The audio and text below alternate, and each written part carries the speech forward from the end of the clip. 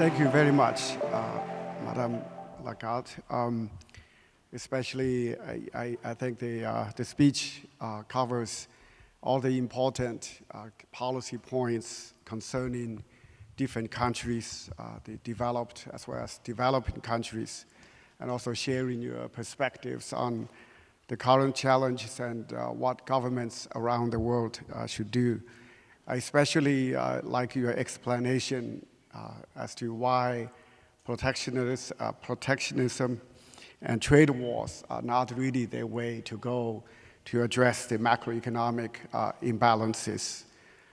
Instead, each country should do more structural reforms, such as re-energizing the service sector and freeing up the labor market even more.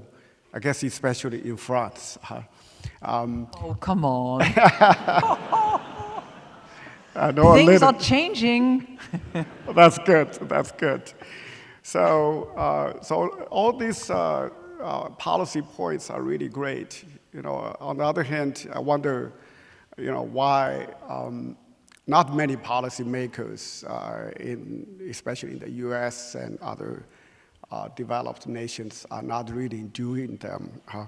So in that regard, what can the IMF do to really induce or even in some way pressure the US and other countries to do the right structural reforms instead of easily going back to trade war threats?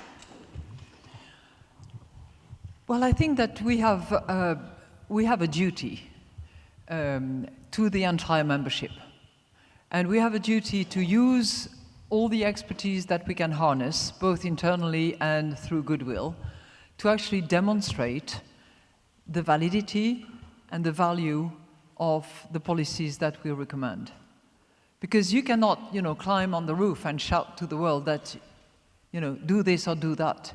You actually have to demonstrate, analyze, communicate, share the value of what those policy recommendations is. I think that's number one. So we have a duty of truth, honest research, and communication. So those are three duties that we have to abide by. I would say that we also need to encourage countries to talk to each other. And in that respect, the IMF provides a forum. It's in a way a place where, away from base, having left their country, they come together at the spring meeting next week, and they come together once a year as well in October, and they can actually talk to each other, compare notes, find out what works better, find out what has not worked, and be reminded by some of their colleagues on a peer-to-peer basis what is the value of some of our recommendations. It's clear, if you want my view, it's clear that those situations where we have the most traction is when a country finds itself in very difficult circumstances and has to come to us for the sort of last resort lending because nobody else is prepared to lend. When we do that and we lend international community money, then clearly we expect the country to restore its financial circumstances, to restore its fiscal position, and to actually implement the structural reforms that are recommended. If it doesn't do that, then the financing is no longer available. So that's a huge traction attribute which helps. But I think policy recommendation, technical assistance that we provide on a regular basis to all member states in the institution are also a very good way to gently show how it works. So, okay, so my take is then, my understanding is that if countries don't do it, then there's not much you can do from the IMF, right? I disagree strongly with you. No, look, first of all, I think you should not underestimate peer pressure. And the fact that countries come together and that around the table without any visibility, without the media in the room, actually talk frankly to each other to say, you know, what you are doing is going to produce spillover massively in other countries, and you really have to think twice, because those spillover effects, if they damage my economy, are also going to backlash against your economy, because we are in this together. I think there is huge value in that. Number two, you know, when we publish what we call the Article 4, which is, as you know, the annual audit of each of our member states' economies, people read about it. And you know, if I judge from the nature of debate about words or sentences or paragraph in this report that we publish, countries are quite sensitive to what we say, and our voice is heard. Great, that's really good news. I also like your second point on the buffers. It's really a great idea for all the countries to really try to build their buffers to prepare for the rainy days. But I'm also sure that there will always be countries who don't do enough preparation. So if escalation, especially in the US-China trade war, really spreads to other countries, so then what would you recommend the central banks around the world to do if and when that happens? Do you want them to go back to the old tricks to rely on QE and fiscal spending to repeat another round of the post-2008 efforts? You know, first of all, I think we need to be a little bit, not moderate, but sensible about this talk about the trade war. There are threats, there are counter threats, there is an attempt to open a dialogue, and I think that we should support that dialogue attempt as much as we can, because that is the way to address this situation, not to let it, you know, snowball into something that would then lead to significant consequences. Second, I think that if you actually measure the impact of those threats, it's minimal on both sides. What is not minimal is the way in which confidence can be undermined, the way in which people can actually argue that, you know, now is probably not the best time to invest because you don't know where that is going to end up. So removing the uncertainties is going to be, in our view, a critical component, much more so than the actual, you know, nominal impact on the growth. We're talking, you know, minus X percent, which is not a large amount. So let us make sure that we encourage as much as we can through dialogue, through columns, through the good professors' involvement as well. That we encourage this dialogue in order to reconcile views. Yeah, we're doing everything we can out of Hong Kong, so in that regard. Let me, in the interest of time, let me ask one easy and quick question. We all know, you know, Trump is not a friend of multilateralism, especially not a fan of the WTO and such multinational organizations. Do you think he will one day go after the IMF? So far he has not said anything negative about the IMF, but... You know, I'll tell you something, because when I joined the institution, that was 7 years ago, I had a task, which was to deliver on the quota increase. And the quota is like the capital of the IMF, and it had been decided, it had not been implemented, and one of the stumbling blocks was actually the United States of America, under a previous presidency, as you can imagine. That was 7 years ago. So I went back into history because I believe that we are well informed and we should learn from what's happened in the past. And much to my surprise, I realized that in many instances, and contrary to, you know, my intuition, Republican presidents had been much more supportive of the IMF and the size of its capital and its role. So I don't think I want to, you know, pass judgment as to whether or not the current president of the United States will support, will not support. What I know that I have to do is that we have a mission that has been given to us by 189 countries, and we are accountable to the 189 countries. The mission is stability around the world, prosperity. I don't think anybody can be against both stability and prosperity, and that is going to be my driver.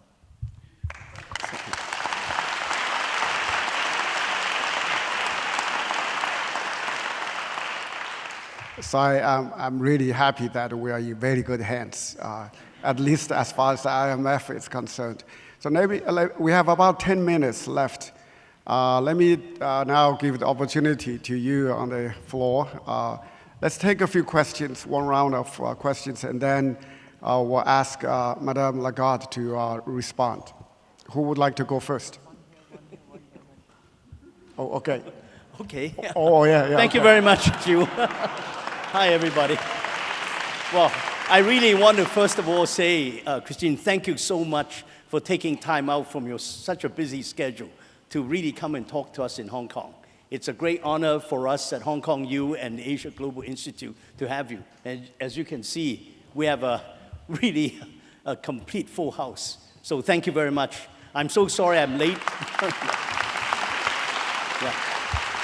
I got a little bit held up in Boao this morning, trying to make it back. Yeah, I'd like to just, if I may, pose a question. You know, I am very, very much really buoyed by your confidence in trade and the eventual, hopefully, the efficacy of the multilateral system and hopefully WTO.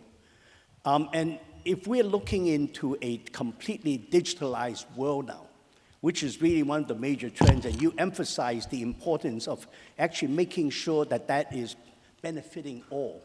How do you think going forward in the future, trade can really be used actually to make sure that we actually continue this trend of, you know, open multilateralism, and also in terms of digitalizing the world and making sure that the benefits are widely shared?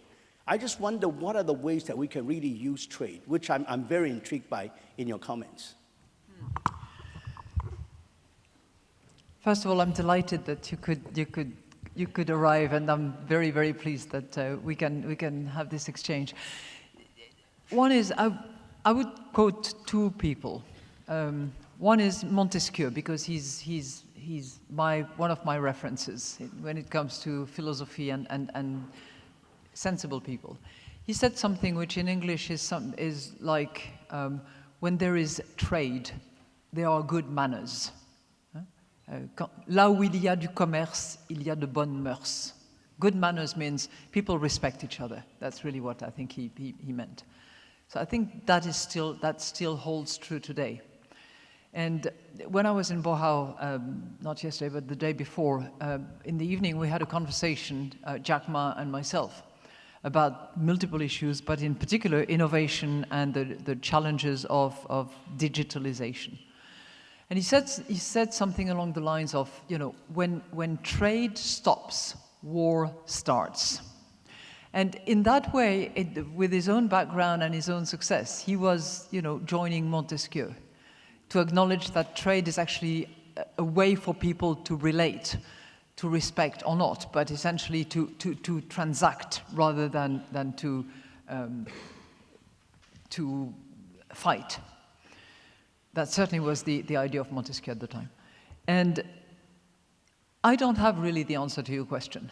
All I know is that electronic platforms, improved connectivity, hopefully enough of a regulatory framework so that the issue of privacy, title to data, allowed use of data, access, that all that will actually be of a sufficiently universal value and recognition, so that while respecting individual rights, freedom of speech, right to privacy, trade can actually be conducted. I have no idea today as to whether you know, combination of 3D printing, drone transportation, electronic platform will actually totally transform the way in which we trade.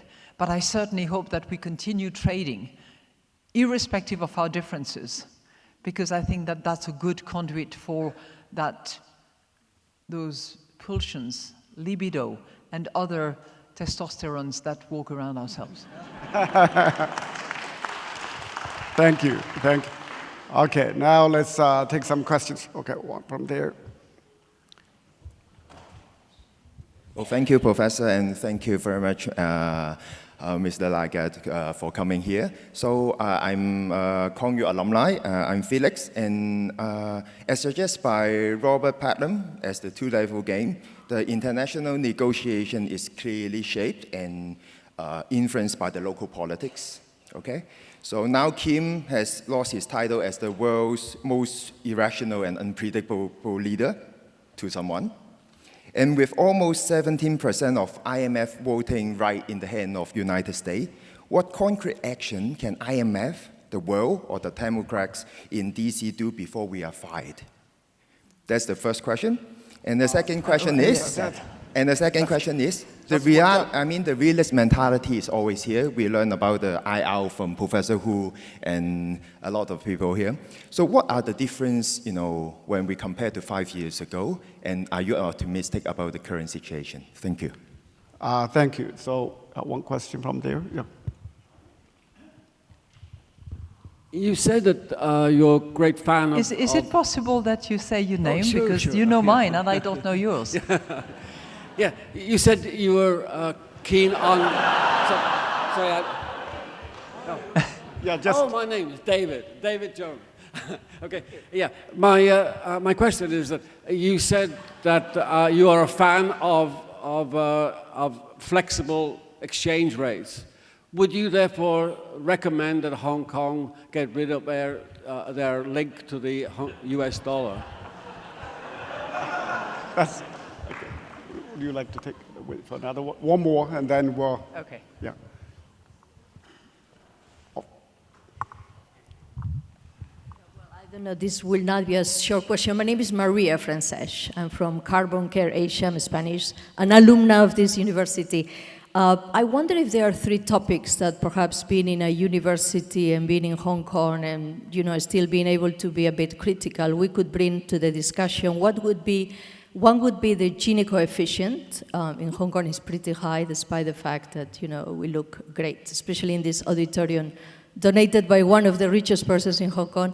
The other one would be the consequences for the climate change of GSG emissions, of the upswing of the economy. And the other one could be, I think perhaps we leave it to those two. Perhaps also if you could comment on the Belt and Road Initiative, which looks like a grand plan, but I wonder if it is really a grand plan. Thank you.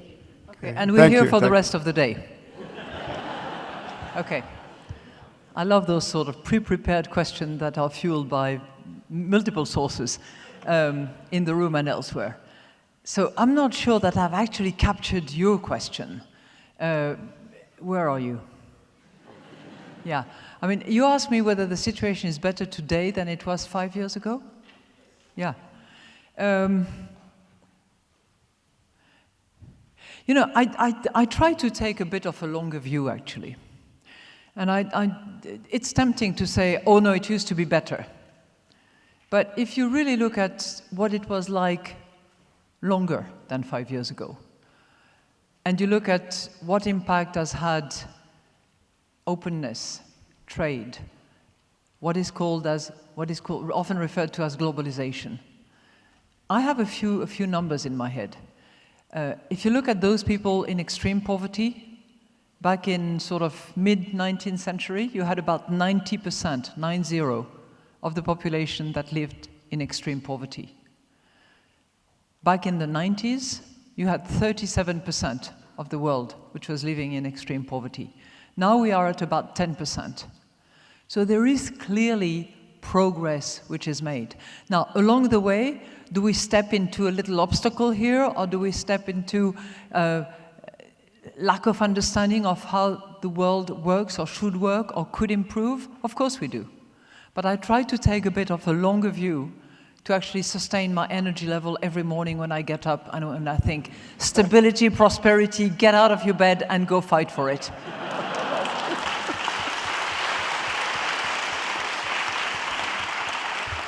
Okay, you question about exchange rate. I'm not going to make it up just on the fly. So I checked with my team in Hong Kong, okay? Because I suspected there might be a question along those lines. And they view, and it's, considerate view, having taken into account the size of the economy, its prospect, its relationship to other large players around. Our view still holds that the pegging mechanism that is in place at the moment, despite some of the latest sort of queries about the functioning in terms of appreciation, interest rates movement, or lack of it. Despite that, our view is that the pegging system that we still have in place is actually consistent with the fundamentals of the economy, and we continue to believe that it should be pegged rather than floating or pegged to another currency.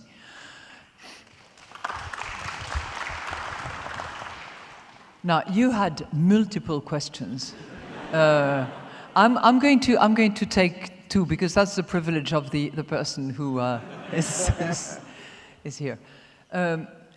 One is on the Belt and Road Initiative. We actually hold a conference tomorrow in Beijing, so I'm flying later today to Beijing.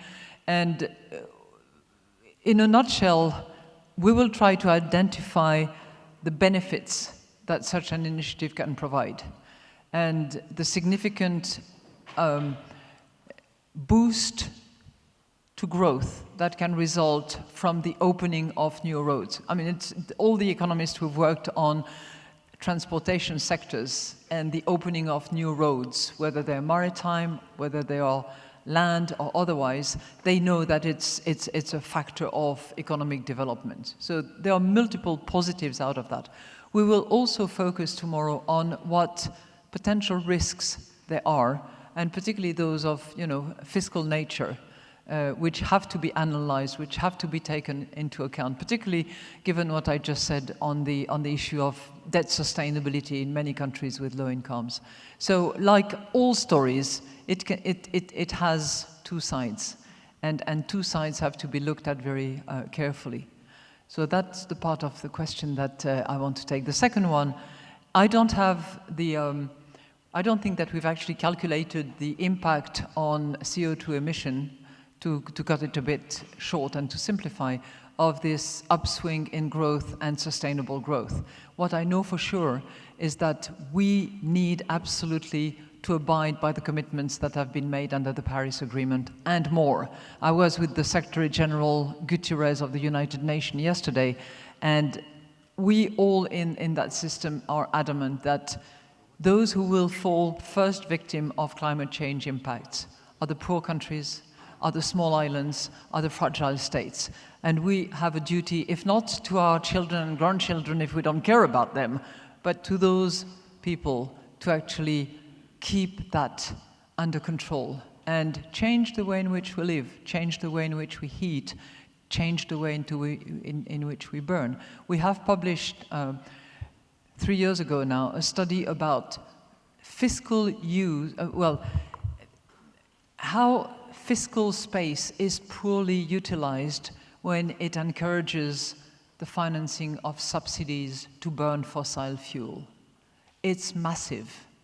And hopefully, with a bit of publishing, insistence, conferences, support of all professors in the world, we'll manage to get those governments to actually move those subsidies away from burning fossil fuel, indiscriminately given to anybody irrespective of income, in order to finance things that are actually useful, such as health, education, infrastructure.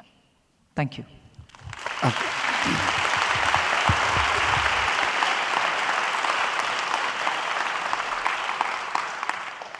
This is really great. I feel that we should all be very grateful for the fact that the system that was created, the global system that was created back in 1945, is still intact. That includes the United Nations, the IMF, the World Bank, and later the WTO. It is this system that has ensured for us that prosperity, stability, and promise for all, right, can continue. And we are also very glad that we have someone like Madame Lagarde to be in charge of one of the key pillars of today's global system that we rely on. So thank you again for this great.